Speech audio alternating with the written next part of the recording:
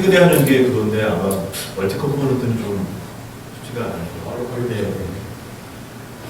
오늘 뭐 일단 이 발표 기회를 임박하는 게 오늘 제가 발표할 내용은 제가 다변형 통계랑 머신러닝을 이 산업 제조 쪽에 적용을 한 지가 한 9년, 한 10년 됐는데요. 최근에는 뭐 어떻게 하다 보니까 부럽게 잘 하셨지만 하여튼 그래서 그거를 좀 정리하는 거를 아침부터 민 사장님 이사장님의 이스라엘이랑 같이 했던 프로젝트를 사례를 통해서 이렇게 설명을 그래서 뭐 나중에 보면 나오죠. 일단 이 적용을 한 제조 저희가 뭐냐면 이 LCD에 들어가는 유리기판을 만드는 공장이었는데요. 이게 LCD가 이렇게 유리 2장 안에 뭐 한쪽은 TFT고 한쪽은 칼라색으로 이렇게 되면 유리 2장이 들어가는 구조가 되어 있어요. 그래서 이때 대상 공장은 대상되는 거는 8세대, 소위 말하는 8세대 유리여서 2.2m가 2.5m. 그리고 두께는 뭐 1mm도 안 되는 그런. 그래서 이제 이거는 유리 만드는 공장이고, 이거는 앞에 이제 유리 녹은 거에서 어떻게 이렇게 컨티뉴어스한 그런 얇은 유리를 만드는가. 그 다음에 이제는 폴드 프로세스 또는 이 삼성 쪽에서는 성형 공정이라고, 가공 공정이라고 그러는데요. 말 그대로 그냥 자르고 갈고 뭐 이런 거예요. 여기 검사 스텝이 2개가 들어가요. 요 검사 스텝에 알고리즘을 만드는 거예요. 그래서 엔지가 나면 다시 보내서 유업시키고 뭐 이런 식으로. 여기서 특히 이제 요거를 글래스 서브스트레이트, 쉿 글래스 여러 개를 말했는데요. 요거의 품질을 이제 제가 정의한 게 아니고 SPI가 이쪽 비전 쪽에 보면 비전이나 광학 쪽에서는 꽤 유명한 그 학회인데 여기서 이 사람이 정의한 것 중에 크게 품질을 결정하는 5가지 디펙트가 있는데 이 중에서 2번하고 5번이 각각 아까 설명드린 모드 1 또는 리플렉션 모드냐 모드 2 또는 트랜스미션 모드냐 이런 데에서 검사가 가능해서 하는데 문제는 이제 이것들이 왜 품질에 그러니까 결국 궁극적으로는 이 LCD 패널에서 이제 품질의 문제를 일으키는데 그런 거를 무라라고 그러죠. 그래서 이렇게 보면 얼룩이 보인다는 거예요. 왜냐하면 제가 LCD를 나온 지 좀 오래됐지만 여기 세링에 비해 한 3.3 마이크로 정도가 되는데 이게 한 서브 마이크로 정도가 돼도 사람 눈에는 이게 그레이 스케일 디퍼런스가 보이기 때문에 그래서 품질에 상당히 중요한 영향을 미치겠죠. 그래서 이제 왜냐하면 특히 이 LCD가 반도체랑은 다른 게 LCD에 가서 보니까 LCD가 원재료비가 반도체의 2배가 되거든요. 중요하다. 그래서 그 당시에는 어떻게 사람이 하고 있었는데요. 이게 리플렉션 모드고 이게 트랜스미션 모드, 이게 이제 아까 말한 모드 1, 모드 2인데요. 이거를 이제 사람이 카메라로 찍은 이미지를 보고 하는데 이제 워낙 크다 보니까 라인 카메라를 썼으면 더 좋았을 텐데 하여튼 이 매뉴얼 카메라로 이 큰 거를 부분 나눠가지고 검사를 하고 육안으로 검사하고 그래서 그때 하여튼 전체 글래스에 대한 품질의 결정은 각각 한 9획당의 서브 글래스에 의해서 결정되고요. 당연히 목적은 전체 마드 글래스의 양분을 정확히 디텍트하는 거라 그리고 또 이제 서브 글래스가 얼마큼 디펙티브 로케이션을 잘 하느냐, 잘 디텍트하느냐. 그래서 당연히 스마트가 있죠. 매니팩처링이니 인더스트리 4.0이니 그런 거를 하려면 결국 이제 그런 사람이 하는 것보다 더 일관되고 정확한 그런 판정을 하는 게 이 자동화를 통해서 가능하다. 그래서 근데 제가 한 10년 동안 산업 데이터를 가지고 보면 이제 뭐 크게 이제 세 가지 문제, 이 예제를 통해서 크게 세 가지 문제가 좀 해결해야 되는데, 하나는 이제 문제가 정의가 안 됐는데 이제 문제를 해결하다는 경우가 사실 많고요. 그리고 또 하나는 이거는 뭐 특히 이 경우 같은 경우인데 뭐 결국은 이제 양분이나 또 다른 경우 보시면 분량도 이제 여러 개가 종류가 돼가지고 바이너리든 뭐 멀티든 하여튼 클래시피케이션 문제를 풀어야 되는데, 문제는 이제 당연히 그러니까 분량품이 적고 양품이 적기 때문에 이거를 핸들링을 안 하면 이게 오버피팅이 일어났습니다. 그러니까 OK를 오버피팅하거나 아니면 뭐 NG를 언더피팅하거나 이런 경우가 생기고요. 그리고 또 이제 뒤에 보시면 나오겠지만 어떤 검사 목적이 사실은 서로 충돌을 일으켜서 트레이드오프가 생기는 경우가 있어요. 이런 것들을 좀 핸들링을 하려면 첫 번째 같은 경우에는 뭐 결국은 이제 피처 익스트랙션 또는 피처 셀렉션을 이제 여기서 다 감당을 해야 되는 거예요. 두 번째는 뭐 나중에 한번 어떻게 있고, 이것도 결국은 학습을 어떻게 하느냐, 그거 해결을 해야 되는 문제입니다. 그래서 지금 설명드린 거는 이 오프라인 쪽에서 하는 건데, 사실 오프라인 쪽에서 뭐 이미지 오면 전처리하고 특징 추출하고 또 전처리를 필요하고 그 피처 리덕션, 뭐 셀렉션 등등을 하고 이제 여기 이제 최적화 뭐 부분적으로 한 이 정도가 최적화가 되는데, 하여튼 옵티말 클래스파이어의 파라미터가 오면 이제 온라인 페이지에는 요거만 가면 되는 거예요. 요것들을 어떻게 알고리즘을 구해내는가를 설명드립니다. 이게 이제 소위 말하는 리플렉션 모드에서 나오는 이미지인데, 이게 사실은 이 전체가 다 불리한 게 아니고 요것 때문에 여기 보시면 리플 같은 게 이렇게 있습니다. 요것 때문에 이게 불리한데, 이 조업자들은 당연히 아는데 뭐 이거를 머신러닝이 알게끔 해야 되는 거예요.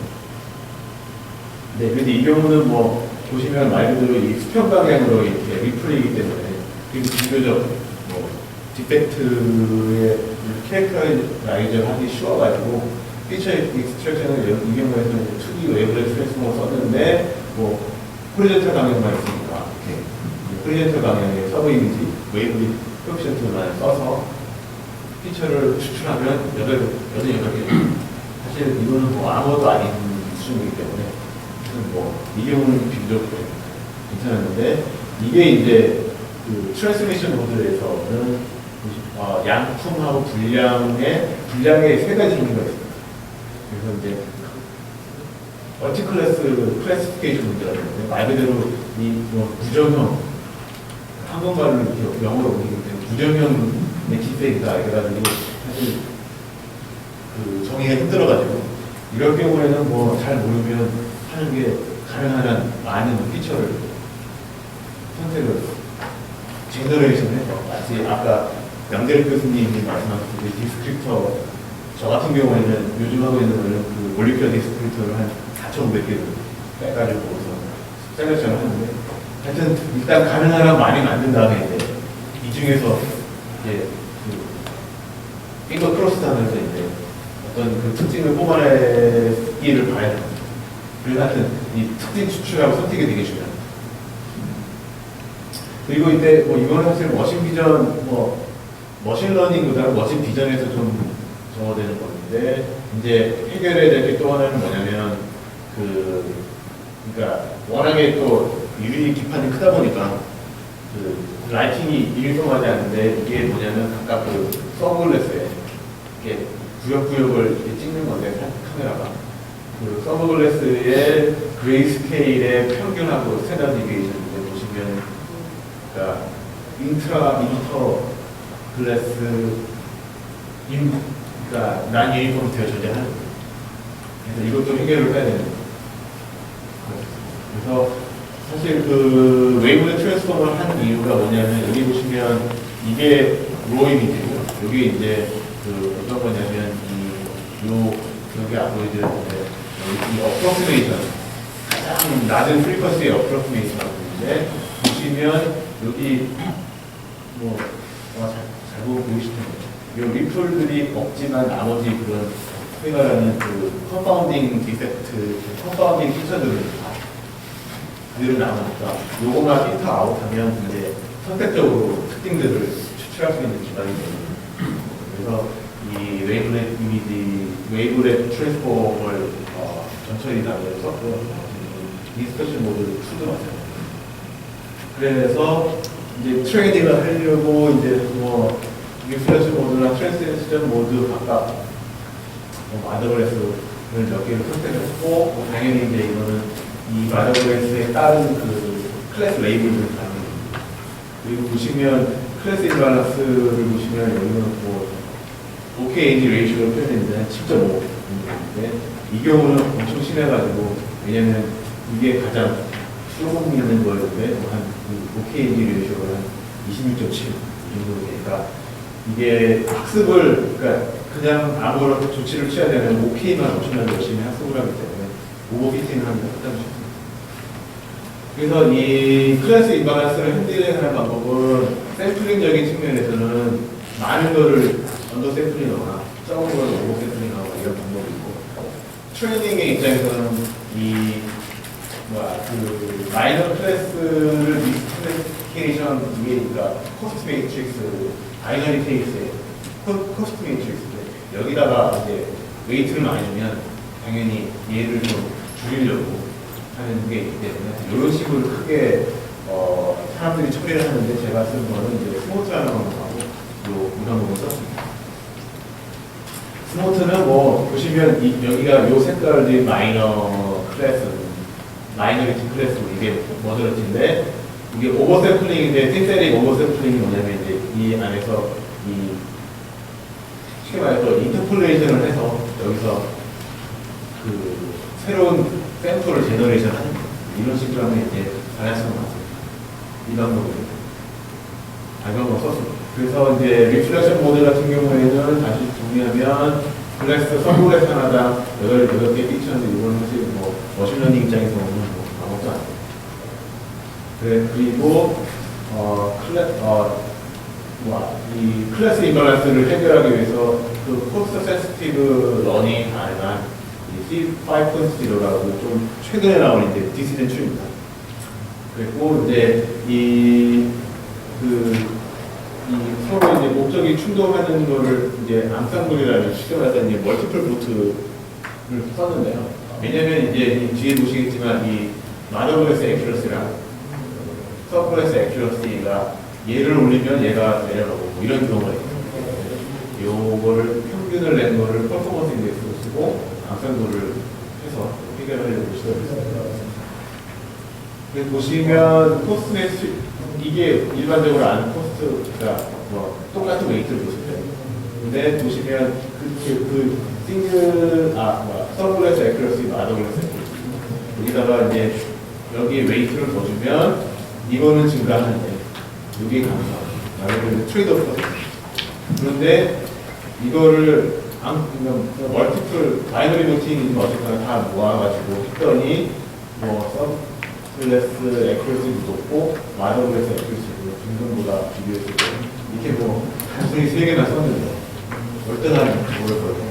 나중에 실제로 이제 뭐 몇 개의 그 서브 러너를 쓰느냐 아니면 요거를 뭐 어떻게 추적하느냐 문제도 있겠지만 요거는 여기까지만 하겠습니다. 가능성만 보는 단계였습니다. 이게 뭐 상세한 그런 컴퓨터 매트릭스입니다. 이제 이 트랜스미션 모드 같은 경우에는 뭐 디펙트가 좀 정의하기 어려워서 왕창 썼고요. 그래서 이때 뭐 피처 셀렉션 테크닉을 썼고 이때는 멀티플렉스가 앞에서 봤던 그 코스트 매트릭스를 바꿔서 하는 건 좀 힘들어서 스모트를 좀 써서 일단 그 스모트를 쓰려면 뭐 기본 정의가 있긴 한데 기본 가정이 있는 경우는 그냥 썼습니다. 그래서 그때는 뭐 그 GA를 썼는데요. 그 GA를 패러달하게 또 하는 TGA를 썼는데 신기하게 또 이렇게 이 어떤 여기서 주는 인덱스 중에서 이제 명확한 스트레시홀드가 생겨가지고 7개만 가지고 이제 가능해서 7개만 썼는데 보니까 이제 7개 중에 6개가 그 웨이브레 트랜스폼에서 한 레졸루션이 났으니까 뭐 그 무전형이지만 뭐 나름 그 스페셜 프리퀀시적으로 봤을 때는 공통점이 있는 거죠. 자연동식. 그래서 여러 개를 썼는데 뭐 SBM 최적화한 게 가장 좋았고 보시면 밸런스를 했을 때와 안 했을 때의 그 테스트 액큐러시가 차이가 엄청난다는 걸 볼 수 있습니다. 그래서 뭐 결론은 그런 뭐 이런 여러 가지 그 실제 인더스트리에서 나오는 데이터를 가지고 클래시파이어를 설계를 할 때 뭐 해결해야 될 게 있는데 뭐 그런 거를 잘 고려해서 설계를 했다는 얘기고 뭐 리플렉스 모드 같은 경우에서는 뭐 어쨌거나 여기서는 어떻게 보면 그 프루프 컨셉을 프루프하기 위해서 한 거였습니다. 그래서 뭐 하여튼 가능성을 봤고요. 그리고 리플렉스 모드 2는 한 80% 정도의 그 컴플렉스 액큐러시를 볼 수가 있었어요. 그래서 뭐 하여튼 이 논문들이 나와 있고 하여튼 이시마이너하고 연구자들은 부상을 드리면서 발표를 마치겠습니다.